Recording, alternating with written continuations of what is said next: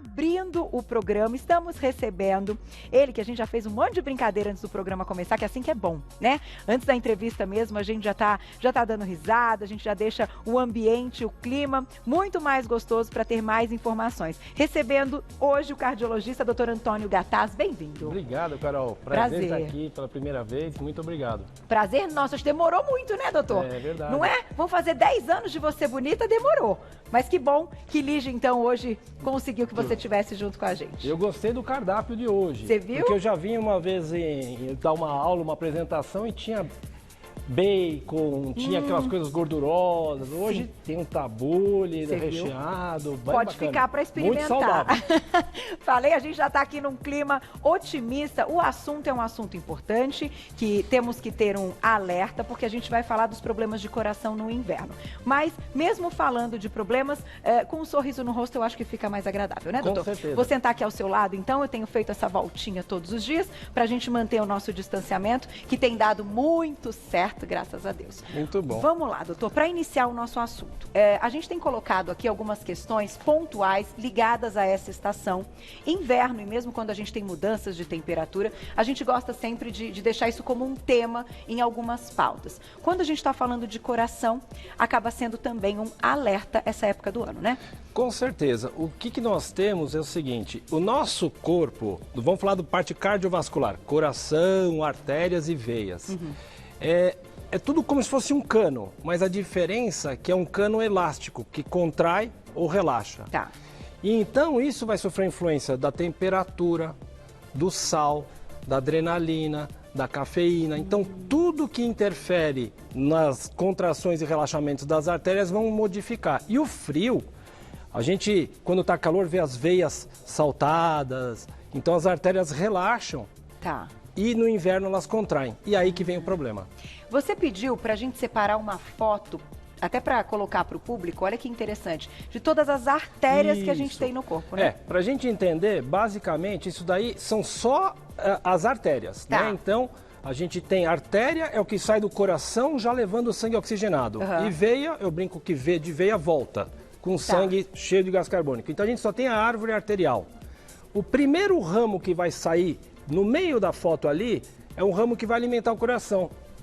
São as coronárias. Tá. Então, as coronárias são essas artérias vermelhas que estão no modelinho, que elas que são as responsáveis de quando o indivíduo tem um infarto do miocárdio. Tá. O que acontece? Não tem aquela pessoa, ele não tinha nada, Carol, e teve infarto. Não, ele tem que ter uma coisa pré-existente. Tá? Em todas as situações, ele foi fazer um exame e morreu. Não, tem que ter alguma doença. Então, a nossa primeira preocupação da árvore arterial, que aqui é a aorta, que tem 3 centímetros de diâmetro, é a preocupação com as coronárias.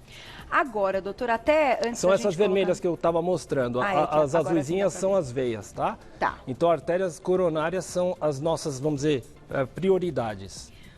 Antes de colocar para vocês um vídeo para entender como tudo acontece, eu tenho uma pergunta, porque, claro, né, profissionais que são aí referência na área, como você, e que tem a parte clínica atuante, né, há tantos anos e vendo os fatos. Hoje, vocês acreditam que os hábitos, né, sejam eles hábitos saudáveis ou não, e a genética, o que vocês notam que pode levar mais, então, o indivíduo a ter problemas? Hoje vocês conseguem ter uma ideia ampla disso? Eu gosto de fazer uma explicação simples. Abaixo dos 35 anos de idade, se alguém caiu duro, é porque ele tinha um defeito nessa parede que separa o ventrículo direito do ventrículo esquerdo, na maioria das vezes. Tá. Abaixo dos 35, ou seja, gente jovem morre porque tem má formação cardíaca. Ok. Acima dos 35, a gente vai sofrer o tal do infarto e aí a morte súbita está relacionada ao tempo. Tá. Então eu vou voltar a responder a tua pergunta da seguinte maneira. Nós nascemos, Carol, com as artérias limpinhas assim, né? Isso daqui é um modelo gigantesco de uma artéria, que na verdade é mais ou menos o diâmetro de uma artéria aorta. Tá? E ela tem 3 camadas. E essa paredezinha, com o passar dos anos, vai acumular uma sujeira. Então aqui eu mostro uma plaquinha amarela na artéria, que essa plaquinha é que a pessoa fala placa de aterosclerose. Com o passar dos anos, vai formar um entupimento moderado. Tá. Para a gente, para o cardiologista, na parte física, o entupimento é grave quando é maior que 70%. Então, esse que eu estou mostrando deve ter em torno de 30% a 40%. Tá. O seguinte que eu vou mostrar é 80%. Uau. O que acontece? Eu outro dia atendi uma paciente de 90 anos que colocou um stent, desentupiu a artéria. Ela falou, doutor, por que será que eu entupi? Porque tem 90 anos. Tá. O que não é normal é entupir precocemente no homem. O que é precoce? Antes dos 55. Tá. E antes dos 65 na mulher. Tá? Então, a questão é, se entupiu precocemente, primeira coisa a pensar o que você falou, genética. Tá? Segunda coisa, o nível de colesterol. As doenças graves, como hipertensão, colesterol, diabetes, não dão sintoma. E aí, o que acontece? A pessoa pode ter um colesterol altíssimo, que independe da tua alimentação, e não tratar nunca. Então, a questão até do aumento desse colesterol ruim, ele sim está associado à questão genética e que pode trazer problemas, então, ou não? A genética de verdade, às vezes, nem está relacionada ao colesterol. A genética é assim, você às vezes pega... Eu tenho um rapaz no consultório que o irmão dele aos 44 pôs stent. Tá. E ele aos 41 descobrimos várias obstruções. E o colesterol dele não é altíssimo, ele não era fumante, que estou te contando as piores coisas para entupir. Tá. Colesterol, cigarro, obesidade, pressão e diabetes. O rapaz não tinha nada disso. Pesquisei várias coisas diferentes no sangue e não achamos, e ele obstruiu também. Tá. Então a genética, às vezes a gente não tem um marcador bonitinho para falar. Entendi. Olha, teu colesterol não tem. Não é o caso clássico do livro. Não tem. Mas aí, se você pegar uma pessoa com obstrução, tem estudos muito bons com uma população grande mundial que mostrou que quando a pessoa obstrui, a pior coisa que pode levar ao infarto é o colesterol alterado. Tá. Tanto que depois eu trouxe um vídeo bem legal para a gente entender que esse colesterol pode fazer. Segunda coisa, gente jovem, Carol, com menos de 40 anos de idade infartado, 90% é cigarro. Tá? Eu fico feliz que encontrei um amigo aqui na Gazeta que parou de fumar há muito tempo. Aí, ó, e disso foi graças a você. Então, a gente deu um flagra nele no ar e aí eu medi a pressão dele e ele estava com a pressão alta. Aí eu falei, amigo, faz uns mais de 15. Olha que legal! Aí ele pegou e encontrei com ele, aquele que fala que desde aquele dia não fumou mais. Maravilhoso! Esse é um divisor de águas. É verdade. A pessoa fumando, você vai ver que tem um problema. E a gente ainda está enfrentando um momento de pandemia ligada a inúmeras questões que vocês também já têm mais informações nesse momento. E a questão até do cigarro, do tabagismo, também pode ser um princípio de agravamento para quem é contagiado, né? Tem o contágio do Covid. Então, é verdade. Porque isso é verdade. O fumante é aquele que complica, é aquele que vai entubar e entubar mais tempo, aquele que... Tá. Aliás, o fumante, ele tem uma gripe, vira uma broncopneumonia. Ele vive com tosse, com secreção. Uma gripezinha aqui para as outras pessoas se resolve em 3, 4 dias, para o fumante complica. Tá. Né? Infelizmente, o tabagismo, eu trabalho com antitabagismo há muitos anos, há 20 anos eu trabalho com antitabagismo, mas é muito difícil trabalhar com isso. As pessoas não têm muita intenção de parar de fumar. E elas não enxergam o mal que o cigarro está fazendo do mesmo jeito que o colesterol. Sem dúvida. Então, assim, da parte alimentar, o que é importante as pessoas entenderem?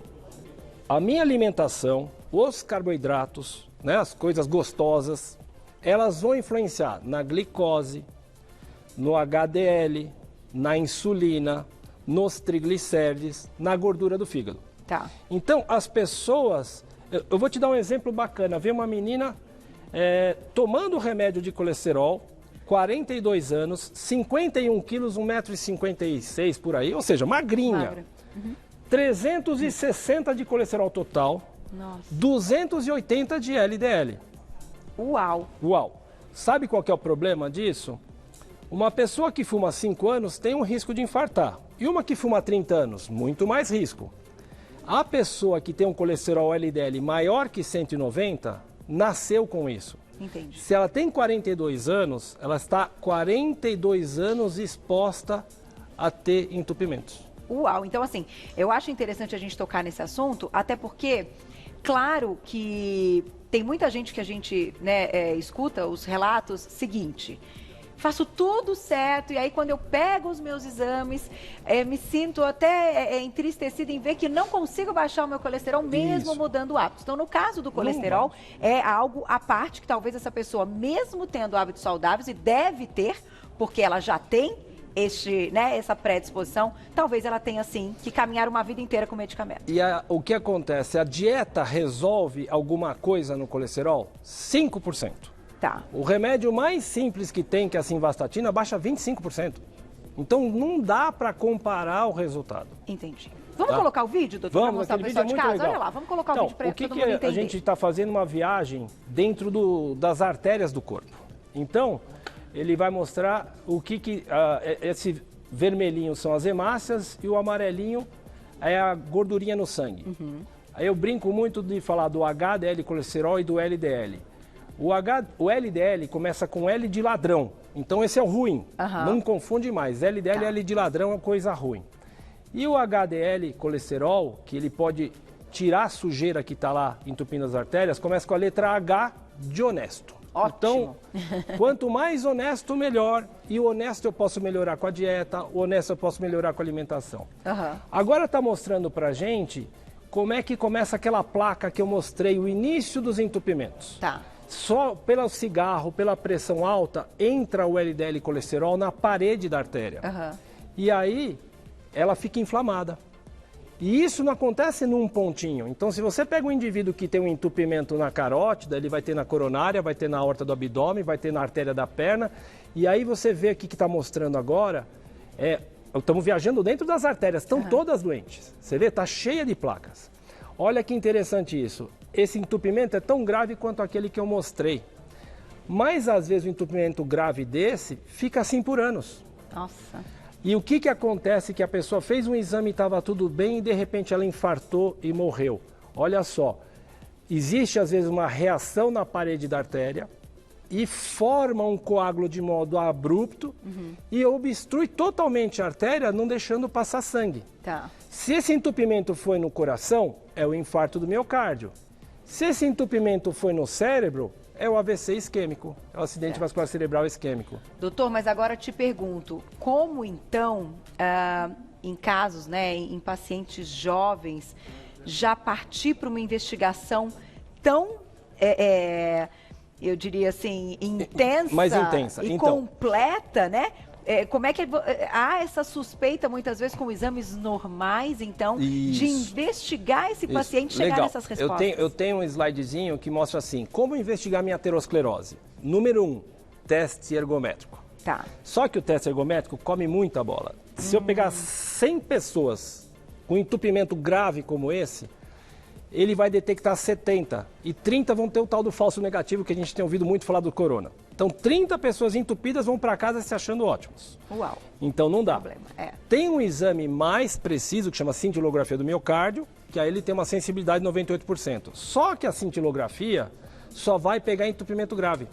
Entendi. Se ele tem entupimento intermediário, que pode da noite para o dia obstruir, ele não pega. Então, no caso daquela mocinha jovem, eu fiz uma angiotomografia das coronárias. É uma tomografia do coração que vai me precisar quantidade de cálcio que tem nas artérias, que são os entupimentos, e que vai analisar, através de um contraste iodado, se tem obstrução.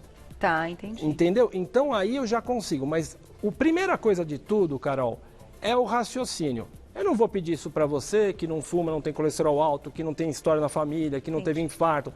A gente tem que analisar, porque eu consigo fazer uma análise de risco. Se eu pegar um homem infarta mais que mulher. Tá. Fumante infarta muito mais.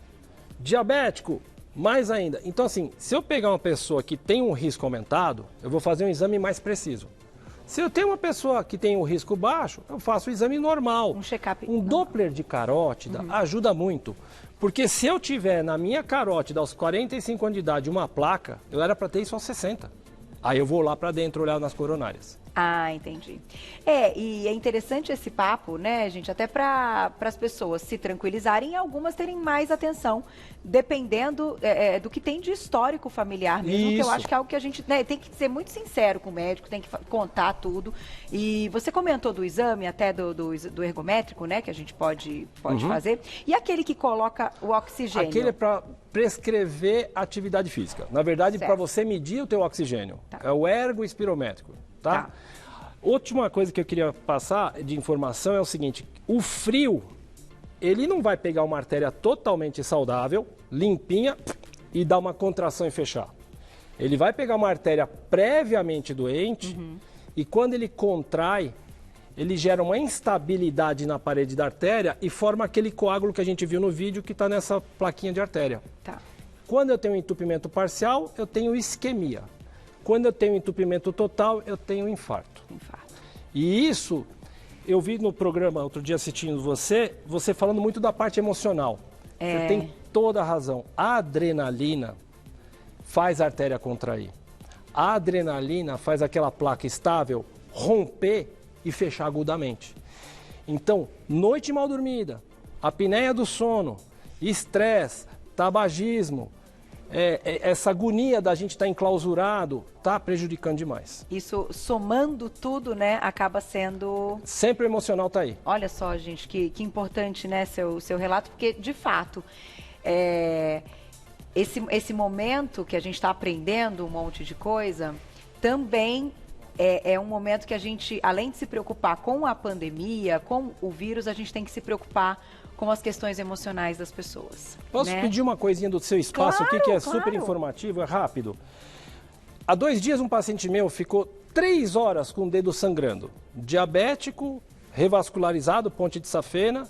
Sabe por que ficou 3 horas com o dedo sangrando? Porque ele não quis ir ao hospital com medo de contrair coronavírus. Acabei de conversar lá na maquiagem que uma senhorinha foi para o hospital com uma erisipela bolhosa e ficou internada. Eu comentei assim, deve ter já algum tempo. Ela falou, faz 1 mês que ela está assim. Por que não foi no hospital? Porque ficou com medo. Então, gente, pelo amor de Deus, vai para o hospital. Põe a máscara, usa álcool gel. Pelo amor de Deus. Eu acho que a gente tem esse espaço para falar a respeito disso e já comentamos em outras pautas, né? Que os outros problemas não deixaram de existir e que levam realmente as pessoas ao hospital. Então, quando eu digo que eu faço a voltinha e nós estamos no distanciamento e falo para o público, e isso tem dado certo, eu falo com muito otimismo, porque nós estamos fazendo certo. Então, se há quase 150 dias, né, mais ou menos é a nossa conta, isso tem dado certo, eu não tive a doença, fiz o exame, gosto de contar para o público, é porque funciona. Então, a gente precisa sempre lembrar dos protocolos, da prevenção, manter, né, a nossa saúde mental, doutor, para tomar decisões como essa, da ida ao hospital quando for necessário. Máscara, álcool gel e bom senso. Obrigada, doutor. Foi um prazer. Muito legal as suas palavras, uma aula aí, quando a gente está falando de uma referência na cardiologia. Eu vou deixar o contato para vocês. Tem um site que é o www.doutorgataz. O Gataz se escreve GHATTAS, tá? Doutor abreviado, gataz.com.br. E lá no YouTube, tem um canal no YouTube muito bacana, Antônio Gataz. Vocês já encontram, só colocar dessa forma. Muito obrigada, adorei. Volte. Agora demorou muito para vir, mas agora vai voltar sempre. Muito obrigado. Obrigada, doutora. Até a próxima.